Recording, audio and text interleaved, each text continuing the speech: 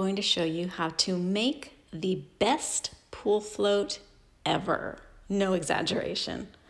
So for this project, you are going to need some stretchy fabric, think swimsuit-like, lycra, spandex type of fabric, Velcro, and some polyfill beanbag filler. Okay, these are like tiny little styrofoam balls.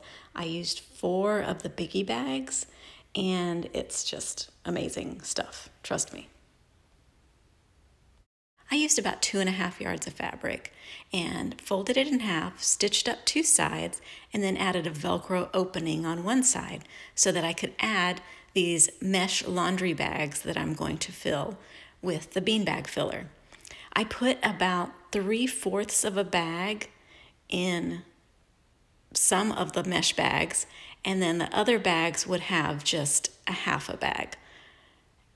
Here's what they look like when I'm done. So I've got 4 larger ones, 2 smaller ones, so that I first inserted 2 of the large mesh bags into my pool float, and then I put the smaller bag in the middle.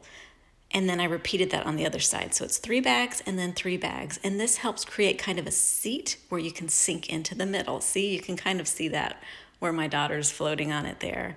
This float is so awesome because 2 people can float on it. And unlike a plastic float, do you see, it doesn't flip over when someone tries to climb on it.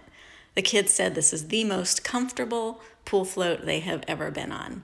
And by using those laundry bags, you can change the configuration.